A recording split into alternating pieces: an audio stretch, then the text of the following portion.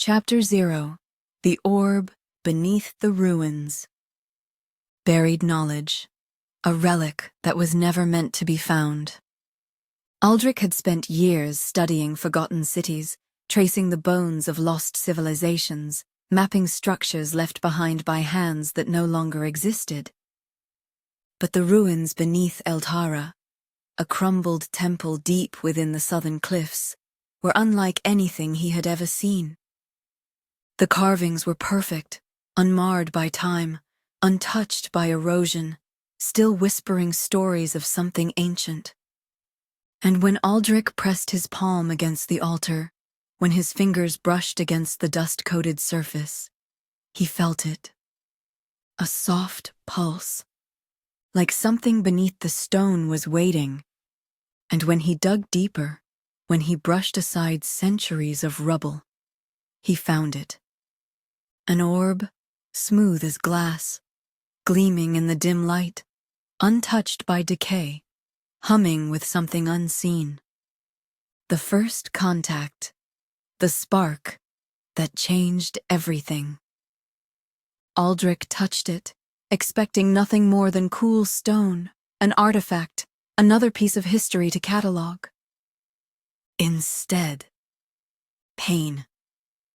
A shock rushed through his fingertips, blue electricity coiling around his wrist, threading into his veins before disappearing just as quickly.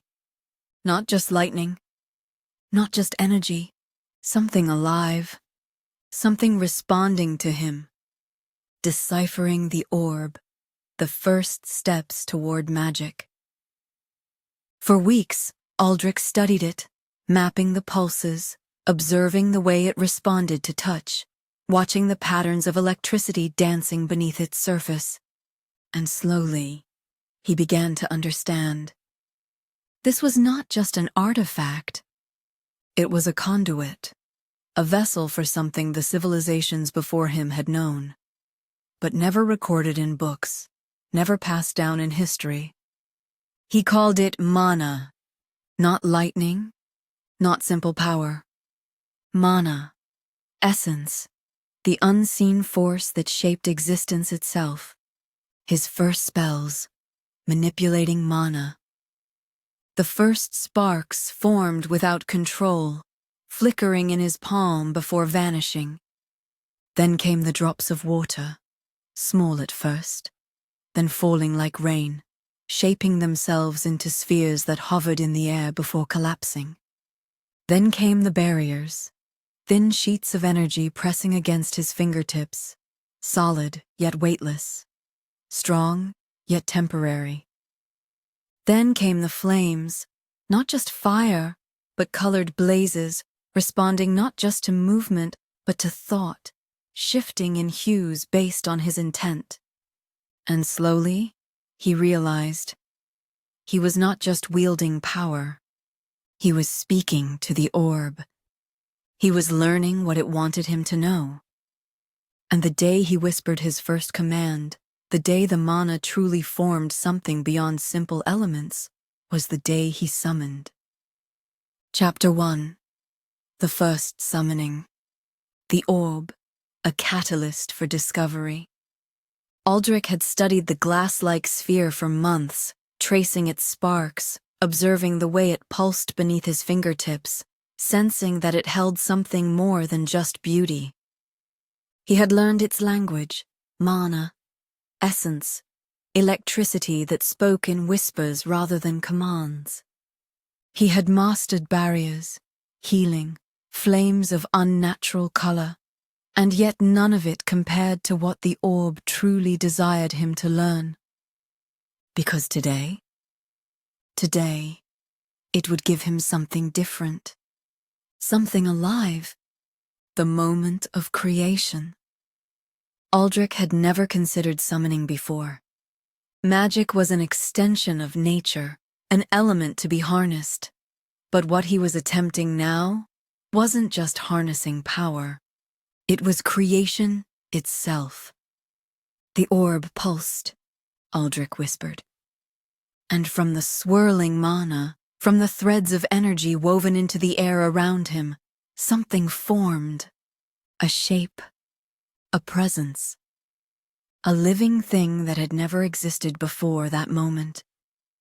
The three-eyed bat unfurled its wings, its gaze too intelligent, too aware, its movements too smooth for a creature that had just been born into the world. It did not screech or flee. It simply looked at him, as if it had always known it would belong to him. And in that instant, Aldrich understood that summoning was not just magic. It was binding. It was connection. It was something that, once started, could never truly be undone. Chapter 2. Drala, the first companion, the moment of trust. The small creature landed lightly on Aldrich's palm, its three eyes blinking in quiet understanding, its wings folding with delicate ease. It did not fear him. It did not flinch. It simply watched, waiting, sensing that its existence was tethered to him in ways neither had yet fully comprehended. Aldrich's breath was steady, his fingers trembling not with hesitation, but with awe, with the kind of reverence only a child would have upon seeing the stars for the first time.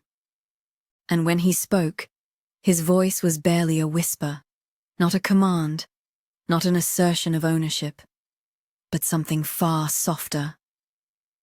Drala.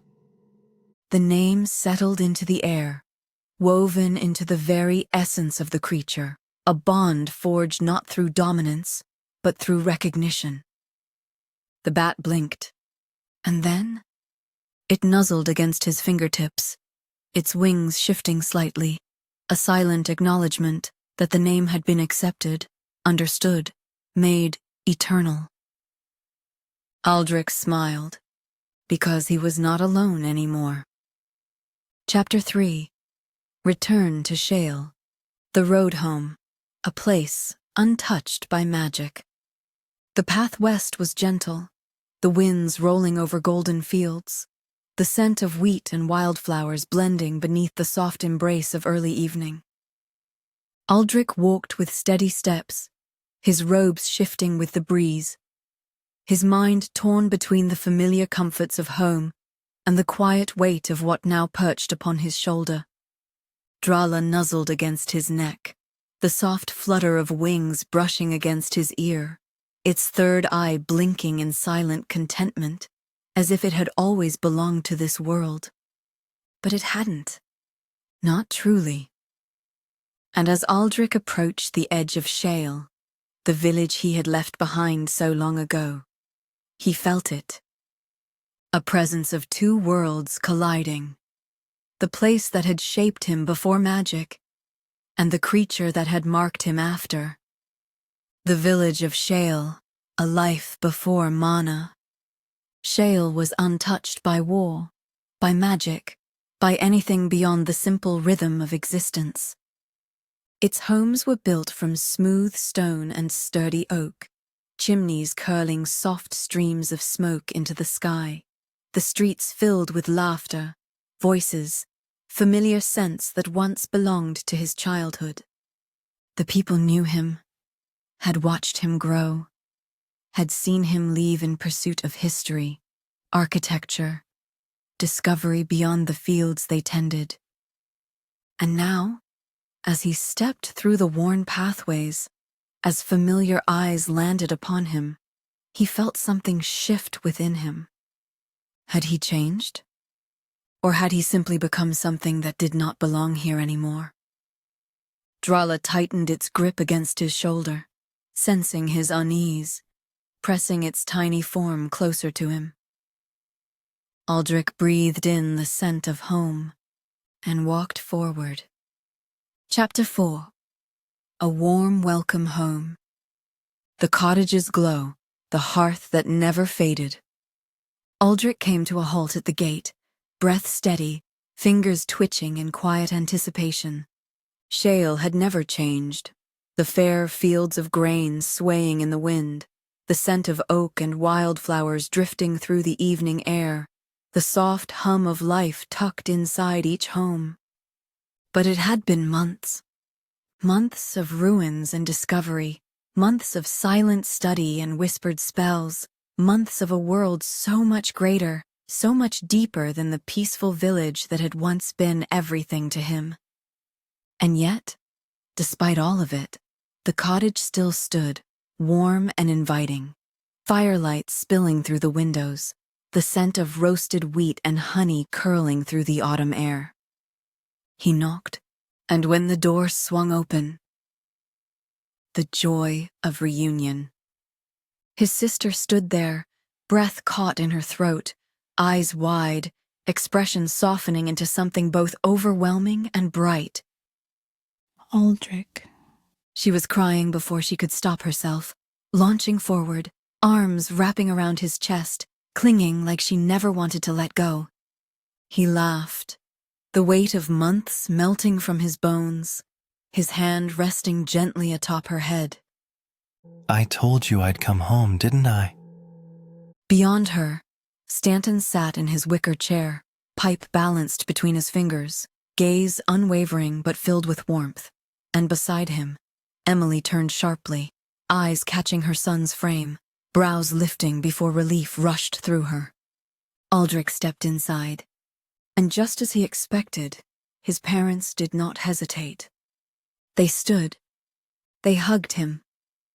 They welcomed him home, truly home, after so many months of wandering, of seeking, of discovering things they could never truly understand. And then, Drala stirred on his shoulder. A creature between worlds. His sister was the first to notice, pulling back just enough to spot the tiny bat, her teary eyes widening as she took in its delicate wings, its quiet, intelligent gaze, its small, steady breath against Aldrich's collar. Oh, she's adorable. Her fingers reached forward, slow, cautious but eager, brushing against the soft fur atop Drala's tiny head. Drala cooed, and the sound, gentle, warm, content, settled deep into the air between them. Aldrich's sister smiled. Stanton?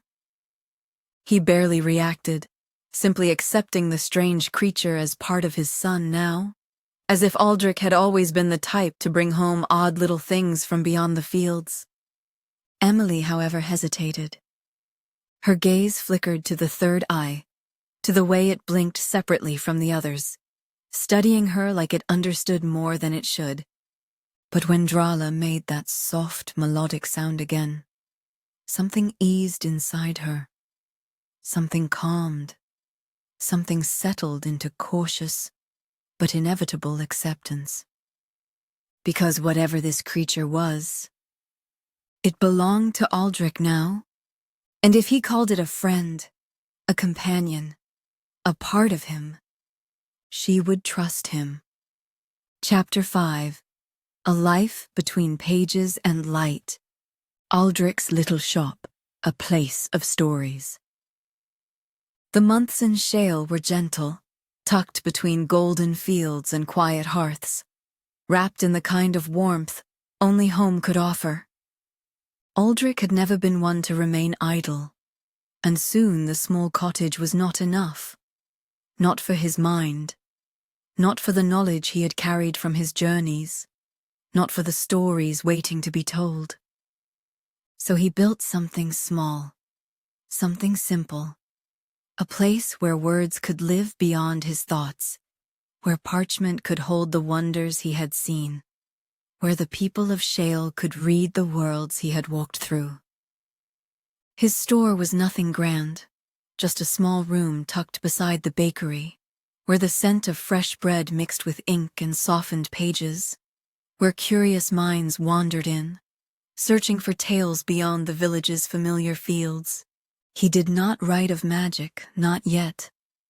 He wrote of beauty, of crystal caverns beneath the earth where gems pulsed like stars trapped beneath stone, of deserts vast and endless, where the sands whispered secrets carried on the wind, of waterfalls hidden in forgotten forests, where nature thrived untouched by time.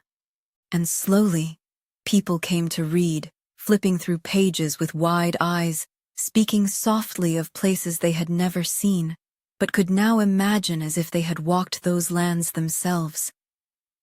Teaching the children of Shale. The first time a child knocked on his door, eyes bright with curiosity, fingers twisting in nervous anticipation, Aldrich hadn't expected it. Mr. Aldrich, can you teach me to read? And just like that, everything changed.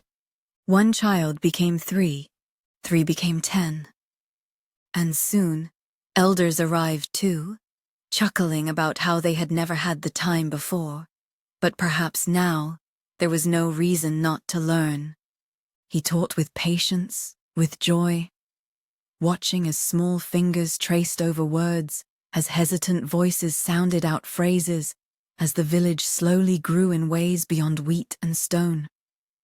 Shale was changing, not through magic, not through power, but through knowledge, through words, through stories that would now live on beyond just Aldrich's travels. And as the seasons shifted, as winter brushed against the fields, as the children laughed over books and elders whispered through sentences they never thought they'd read, Aldrich sat beneath the warm light of his store. Drala curled against his collar, her tiny wings shifting, her third eye blinking softly in the firelight. And for the first time in months, Aldrich felt it. Peace. Final chapter, The Unveiling of Magic. A teacher beyond borders. Time had shaped Aldrich into more than an explorer. He had become a teacher, a guide for those seeking knowledge beyond the wheat fields and quiet homes of Shale. His books spoke of wonders few had ever seen.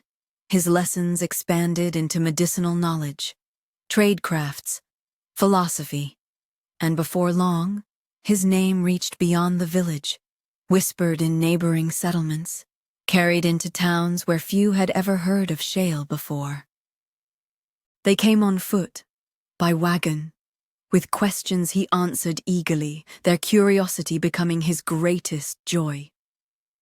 Shale had changed, because of him, and for the first time, Aldrich felt that perhaps he had built something truly meaningful, something lasting, something worthy beyond just his own desire to learn. The day, the world shifted. The morning was bright, crisp, alive with the hum of distant voices and laughter, the warmth of routine shaping the simple joys of village life, until the scream tore through the air. Aldrich turned instantly, pulse sharp, instincts pushing him forward before his mind could catch up. And then, the sight struck him cold. Millie lay crumpled against the dirt, her legs twisted unnaturally, her breath sharp and ragged, her hands clutching at her sides, her voice cracking with pain. A horse stood panicked nearby, its rider trying to steady it, the crowd already pressing in, murmuring, gasping, unsure of what to do. Aldrich didn't think. He moved. Magic born from instinct. There was no time for hesitation. No time to weigh the consequences. No time to consider what this would mean. His hands pressed to her legs, his breath steady but fierce, his mind grasping for the magic woven into his veins. He did not whisper an incantation. He simply willed it to be so. And then, a pulse of light, shimmering with soft blue hues, threading into the fractures of her bones, sealing the wounds without pain, without flaw, without struggle. The crowd froze. The murmurs stopped.